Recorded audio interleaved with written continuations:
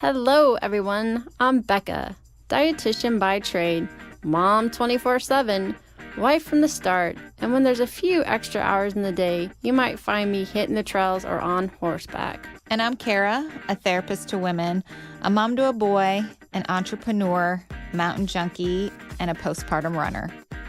And this is Fit for a Queen, a podcast that's devoted to the female athlete wanting to balance the teeter-totter of all the things we desire out of life as women: performance, health, intellect, and taking time for self, even if we only get 1 minute out of the day. We're so excited to be bringing you the queens in the athletic world who have done just that.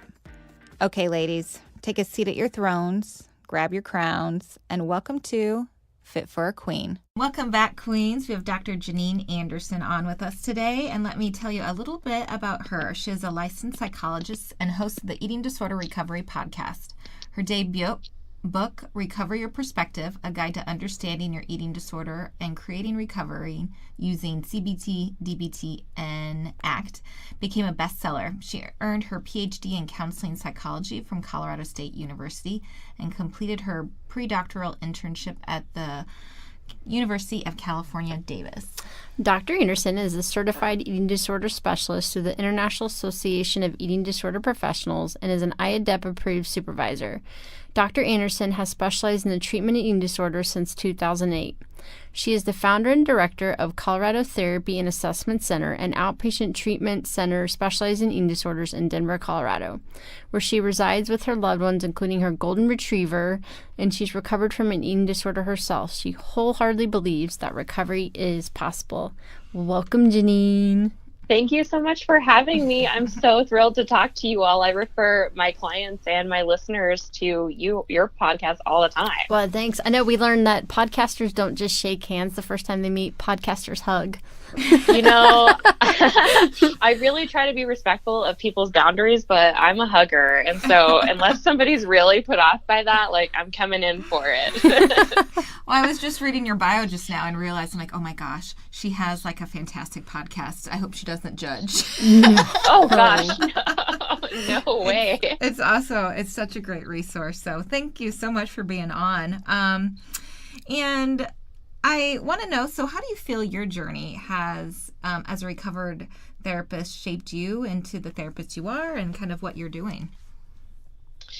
Yeah, I mean, I think it's been one of the best blessings in disguise in my life to have my recovery history and then to get to do this work. I feel intensely grateful that I'm healthy enough to be able to work with people who have eating disorders, because I think you need to be very healthy yourself and very recovered yourself in order to do that work. And it's almost hard to figure out like where to start talking about how it's shaped me. In general, I feel like being a recovered professional can be a huge asset. I also think that there are a lot of professionals who are not recovered themselves who are also really amazing and kick-ass. Oh, sorry. Are we allowed to use profanity on your Absolutely. podcast? Yes. Okay, I forgot to ask. We prefer it. Okay. That's my preference too, but I've got I have some guidelines, so I can't cuss on certain Guidelines? seasons. What is that? Yeah. We don't have any of those. Oh, good. Yeah, they're kind of limiting. So in general, I think that there are lots of great providers who don't necessarily have to be recovered. But if you're recovered yourself, as I am, I feel like one of the most helpful pieces it gives me is empathy and humility. So, for example, I think if you have an eating disorder, there's no way that you can have an eating disorder and not lie to people, and lie to people like pretty frequently, because you have to keep certain things about the disorder secret or like tell half truths and all of that shit. And I think one of the things that is really helpful is to like have that humble perspective of like, oh yeah, I remember lying to my therapist and being like, yeah, of course I totally ate my meal plan. Like, that's fine. Like, Yeah. I did that too. So when somebody is telling me that, I'm like, yeah, I got it. And there's not judgment there, because I'm like, yeah, I've been there before. Mm-hmm. I also feel like it helps me to be patient with people, because a lot of the times it just takes a while to really thoroughly work through all the stuff that your eating disorder is bringing up currently and all the reasons why it developed in the first place. And I'm happy to be patient with people because thank God somebody was really patient with me while I worked it out. Absolutely. So we're such like-minded souls together. You have the podcast, and then you also have a best-selling book, which I'm trying to, Kara kind of finally push me into writing one. Absolutely. Yay! Yeah. So I've been sending you lots of like, tell me about this. Tell us about your best-selling book. Yeah, so I wrote my book. My book is called Recover Your Perspective. And I wrote that book because I was having this experience where I was doing therapy with all these clients who have eating disorders and disordered eating. And I felt like I was talking about a lot of the same content or talking about a lot of the same themes again and again.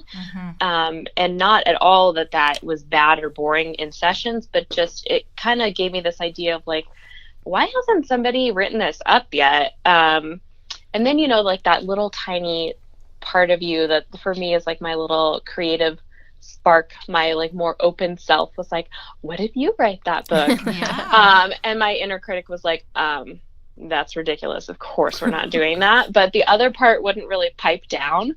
So I got to this place of just feeling like nobody has written this up in the way that I would love to see it laid out. And a lot of the things that I was talking about that are talked about in my book is how to basically be able to tell what is the eating disorder versus what is you.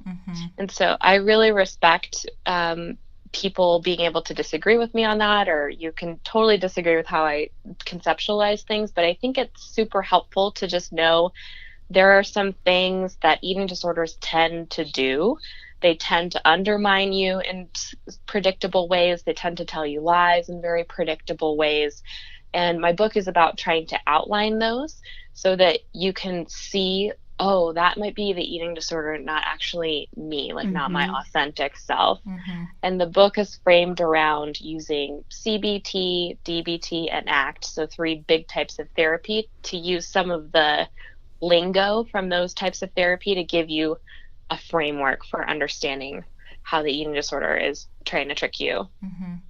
Well, thank goodness that part didn't let it go and you're able to write the book. Right. That's also why I have a podcast. Like, incidentally, is, I don't know, I get mistaken for an extrovert all the time, and I'm like, no, let me tell you, that's not actually true. But I'm sure you all can relate that there's just this part of you that's like, no, nobody else has said this, or I want to say it in my way, and you put it out there. Right. Yeah. Well, that leads me to the next question. I love how you explain the different approaches to therapy, and then you give examples in the book. Can you share how this translates into kind of everyday mood thought management? Yeah, so the concepts that I take from CBT, DBT, and ACT are concepts that are just general to those systems of therapy. So for example, one of the ones that's talked about in CBT that I think is a big one is something called catastrophizing. And in catastrophizing, that's like when you take something that's happening and your mind automatically goes to like the worst case scenario. Like, so you said something kind of snippy to your partner, and then you're like, they're going to break up with me. I'm going to die alone. I will only have my cats. That's like your mind takes it way too far. And I think it's helpful to have those general terms so that when you're having a day where emotions are really stirred up and you're not feeling quite like yourself, and it's just kind of a struggle to know these are things that sometimes our brains do. Like, people catastrophize, people get emotionally dysregulated, people do things that are out of line with their values. The book talks about how those things happen specifically within the context of having an eating disorder, but they are general things that happen to all human beings. Right. Can you give an example, like if somebody's really black or white, how would you approach that? Yeah, so one of the things that I think is a good place to start is to think about why that's not helpful, or like how it's interfering with things. So black and white thinking is super common, all or nothing thinking. Everybody does it. but it can be really stressful, right? Because you only have Right. two options and they're absolute. And in the context of an eating disorder, or you could apply this to like sport performance too, like you're either going to do it perfectly or it's just not worth it at all. And starting to think about how that puts a lot of pressure on you. It makes it really dissatisfying if you perform in any way other than 100% top notch. And how those things come up like day to day. Like there are lots of examples of like how you could get black or white about something in your day to day life. And this might be for those that don't know kind of that DBT and ACT and CBT. So how do you decide what type of therapeutic model you use with your clients? That's a great question. I guess my answer would be I practice pretty integratively. So I was trained in a PhD program that emphasized evidence-based practice at a Research One institution. So they are serious about science. And we were really taught a lot of things about how to do a proper, strict protocol. Anyone who has ever worked with eating disorders knows that you need to just do what works. So I'm not out there trying to like bastardize these major modalities of therapy at all. I really respect them. But if somebody really resonates with CBT a lot more than DBT, then that's what I'm going to do. If they really need some ACT stuff, like we need to do some values work, we need to get you into committed action, that's what we're going to do. So I try to personalize that. And I also don't believe in prioritizing or having kind of a competition between skills-based therapy and insight-based therapy. You need both to get better from an eating disorder, I think. So it's about feeling out what that person wants and needs. And part of what can drive that as well is if someone has already tried a certain type of therapy. So if somebody thinks CBT is bullshit, I'm not going to be coming in there talking about like, oh, let's talk about your cognitive distortions. Like that obviously doesn't fit for them. I might try something else. Can you go back and even define that? Because I know as a dietitian, I've had to learn the different therapy modalities, but can you just really like define what CBT, DBT, and acceptance is? Like how one is more like thought pattern, the other is kind of like chain analysis. I'm putting it in my own. Yes. Yeah. Yes, totally. And this is my interpretation of it. The people who spent their whole careers making up these systems of therapy would probably critique my summary here, but they're not doing this interview, so it's going to be fine. So CBT is, the whole premise of CBT is that unhelpful thoughts create distressing emotions and behaviors that are problematic, and CBT aims to address correcting thoughts and correcting behaviors that cause emotional distress. And CBT a lot of the times tends to be pretty focused on thoughts. And I do think thoughts matter. If you think to yourself, I suck, I suck, I suck, I suck, I'm worthless, I suck, no one loves me all day long, that does matter. And we do need to work on that. DBT is kind of, DBT and ACT are both kind of under the broader umbrella of CBT, which is, we would call that a third wave cognitive approach in psychology. So DBT emphasizes more emotion regulation and mindfulness practices. So DBT focuses a little bit more on like providing people with a ton of skills and being able to recognize when your emotions are all stirred up and when you're more likely to act impulsively because your emotions are upsetting. It's incredibly skills-based, and I think is a little bit more behavioral than CBT. CBT is a little bit more thought-focused, I think. Depends on how you practice, too. And then ACT is similar to DBT in a lot of ways. And the main thing that kind of sets ACT apart is that ACT emphasizes mindfulness just like DBT, but ACT also emphasizes figuring out what are people's values, what are they trying to get out of their lives, and helping people to act more in accordance with it. So in ACT, what the whole goal of ACT is to reduce psychological inflexibility is what they would call it. So we want for people to feel more psychologically flexible. We want you to, all of these systems are trying to reduce distress. They're all doing good things. I'm sure all the creators of that would like come and kill me for saying that, but where it's a lot of different ways to tackle the same sort of problem. That's a beautiful kind of overview Yes. of all of those. And I think that's going to be helpful for our listeners. Thank you for that. Of course. Well, tell us about the podcast. You're also an awesome podcaster. Tell us about how you started the podcast, why you decided to, and what you've been doing with it lately. Thank you so much. And by the way, I've already talked with Becca about this, but you all are coming on next season. I haven't told her that yet. No, she It is hasn't. happening. So Are get you ready. sure you want the both of us on? Heck yeah. Yes. Heck yeah. It's going to be so much fun. My podcast is called the Eating Disorder Recovery Podcast with Dr. Janean Anderson. There's another podcast that has almost the same name. My podcast has my name on it, and the logo for it is green and has my picture on it. I'm blonde. The reason my picture's on it is because iTunes will potentially find it better and search whatever. So on that podcast, my podcast is focused pretty specifically on issues related to eating disorder recovery. So we do talk about intuitive eating. We do talk about health at every size, but it's always with that focus on recovery from eating disorders, or for people who are in recovery and just need to hear that message again. There are also a lot of people who are loved ones of people who are struggling with an eating disorder who listen as well. So it's a little bit more focused than maybe like a general kind of health at every size podcast.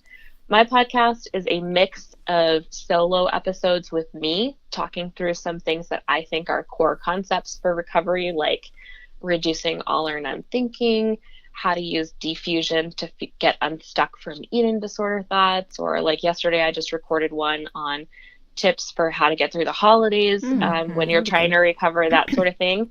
And then the other episodes are all guest interview episodes, which I feel really, really grateful for. I've been fortunate to have some truly amazing people in the field come on. And hopefully you too soon as well. But basically, I just beg and flatter people until they make time to come on the podcast. See, Kara says, I just pester them. It's right. Yes. Persistence really matters, everyone. Well, and for the listeners, like it is more global topics. I listened to your newest one with Signet Arpinian on connected eating, and that was really good. I like that. Yeah, I definitely think even if you didn't have, and I hate the phrase full-blown eating disorder, but if you didn't have a full-blown eating disorder, there are a lot of things that you could get out of listening to it. But my intent is always to serve people who are out there working their butts off in recovery, who just really need another source of info and sometimes hope or inspiration, and also to provide something that's free to the community. Recovering from an eating disorder is so hard and it's so expensive. So I'm happy to have that out there and be something that is not charged for and will never be charged for. Sure. So rumor is that voice got loud again, and there might be a second book that went out. Is that rumor correct? That rumor is correct. So I do see now when I put it out in the universe, then I have to behave in line with that. No. It's good. It's good. This is Becca for you right here. This is what she does. No, it's good. I can see why you're good at your job too, because of that. But yeah, I'm working on. I'm always writing something. It just depends on what it is. And so I actually do have another book that's going to be a book of meditations that correspond with all the concepts in my current book. So if you just need something that's like, you can do these meditations, like here's a meditation to help you stop catastrophizing, here's a meditation to help you with diffusion. That's what I'm working on. I'm also working on the audiobook version of my current book and also of the meditation book. And then my third book is in the hopper because That voice is getting really loud. I know. I'm like, so the whole reason, kind of going back to Becca's question, which I didn't respond to earlier, forgot to, was one of the things that happened to me when I got into private practice was I love the work that I do with clients in therapy.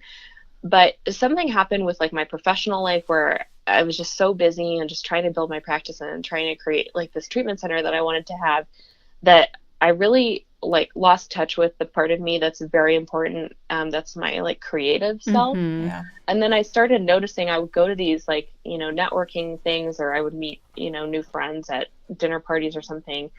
And I would wind up saying this phrase like, oh yeah, I'm like secretly really creative. And then one day it just really clobbered me over the head. Like, that's really fucked up. Like, why is it a secret? Right. Like, what yeah. are you're not doing it. Yeah, do it. Like, what's getting in the way of doing it? And so I think that kind of led the way to, okay, well, I'm just going to write this book and maybe I'll never publish it, or I'm just going to try to record this podcast and maybe I'll never put it out there. But I don't know. I kind of feel like we're meant to do really good things in this life. And if we're open to that and you let yourself be used as a tool for good and not think about it so much from your own self and your own ego, you can get a lot done. Right. Like, so for me, it was like, get over yourself and just write the book, you know?